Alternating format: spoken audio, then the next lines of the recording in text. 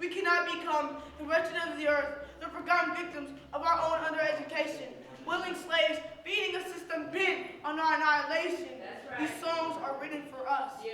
Ain't gonna let nobody turn me around, turn me around, turn me around. Ain't gonna let nobody turn me around. I'm gonna keep on walking, keep on talking, marching up to freedom. 3, 2, 1. So we're really clear, right, that there's a war being waged on black people. And that war has many tentacles. There's the physical violence that's obvious in the police terrorism that we experience in our communities every day. There's the educational violence that's experienced with the miseducation of our children, the fact that our children are being pushed out of schools and into the prison industrial complex. We are first responders.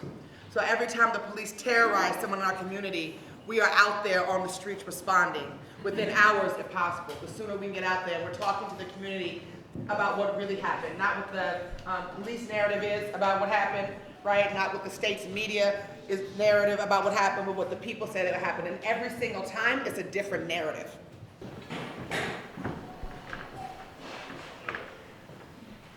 Just a little bit after 12 o'clock, that's about the time Oscar got shot, hands behind his back, laying down flat. That's when Missy shot him in the back. And people say, we can't take it no more, we can't take it no more. Why we blocking these doors? People say, we can't take it no more, we can't take it no more. Why we blocking these doors? Just a little bit after 2 o'clock, that's around the time Anniyah got shot. Car rolled down looking for her, that's when he gunned her down. People say, we can't take it no more, we can't take it no more. Why we blocking these doors? Self-defense. Say it. Self-defense. Self-defense. Self-defense. Self-determination. Self-defense. Self-determination. We have something we call a holler mechanism, right? That if something happens to me, I'm gonna yell about it. And y'all supposed to echo that. We believe that network is real.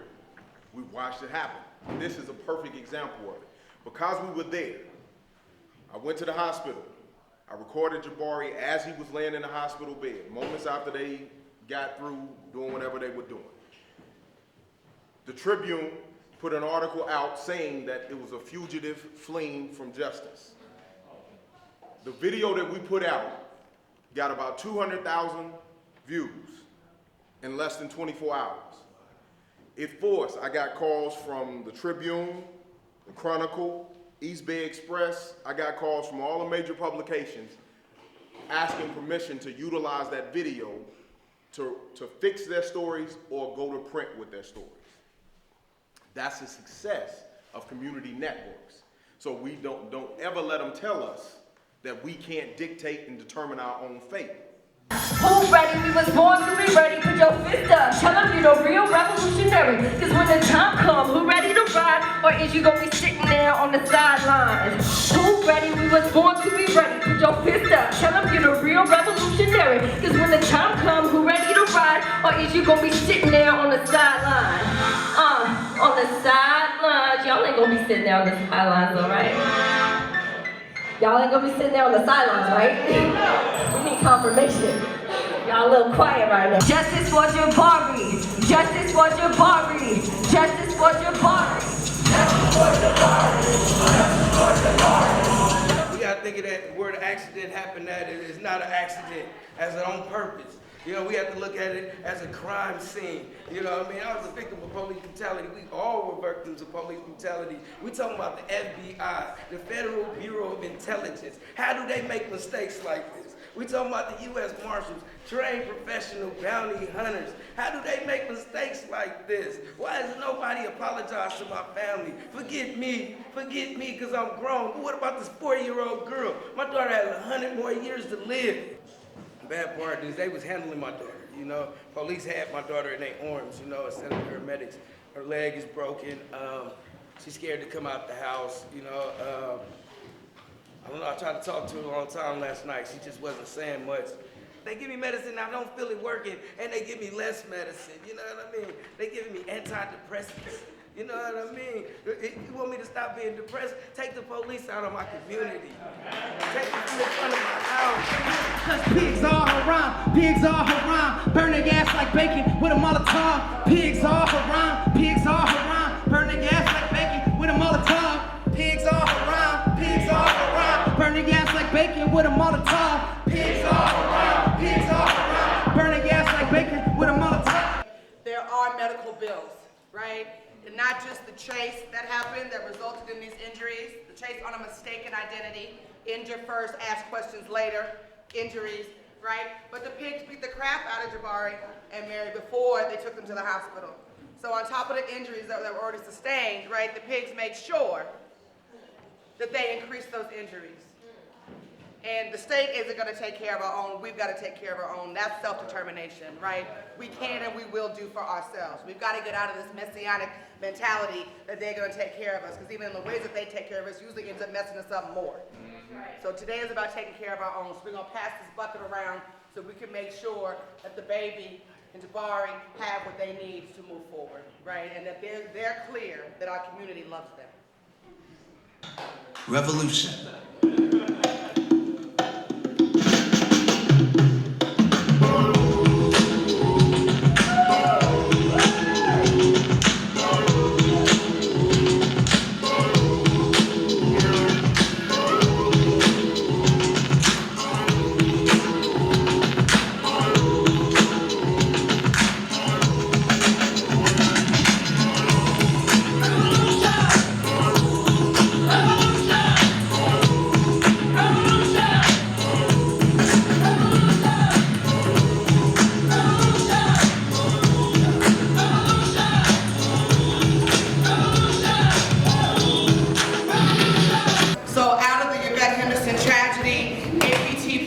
has taken on a couple of campaigns to be looking out for, right?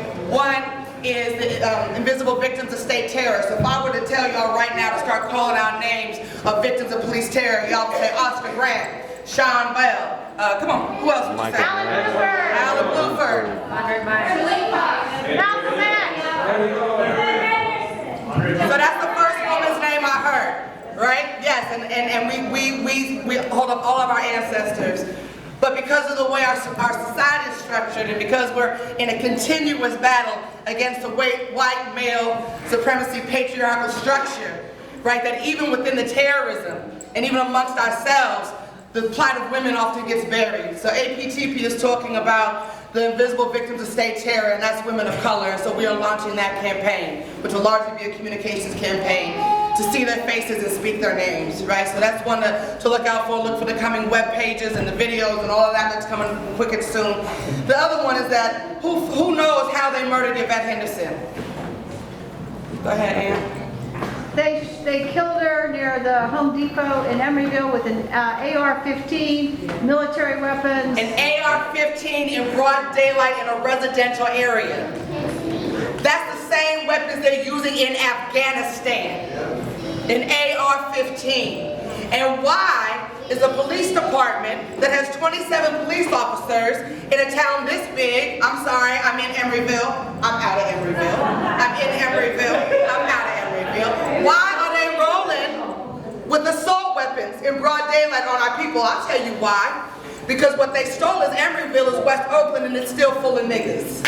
That's why they're rolling with AR-15. Because what they stole in Emeryville is West Oakland, and West Oakland is still filled with niggas. Those AR-15s are for us. And so we've launched a campaign to ban the use of military weapons by the Emeryville Police Department. Yes. But look, that's just the beginning, because that's winnable. That's our organizing tool. That's winnable. That's a logical argument.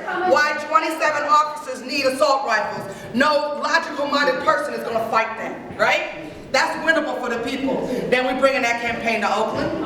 Then we taking that campaign to San Francisco. And I just left a meeting in LA where our comrades down there are going to make this a statewide thing. And then we're taking the delegation to Chicago. And Charles will talk about that in a minute. So there's work happening we need you to get plugged into. APTP meets the third Wednesday of every month right here at 7:30. No justice, no peace, that's what they yell in the streets. They be terrorizing me, so I say fuck the police to protect and serve. That's the fucking joke. You damn right I'ma resist with a boot on my throat. They kidnapped us from our homes just to make us slaves. Now how you gon' convince me that this ain't the same thing? When they see me, man, they bounce out. Draw guns on me, throw me in cuffs, and then plant drugs on me. It's a damn shame. They ask me if I'm on probation or parole before they ask me my damn name.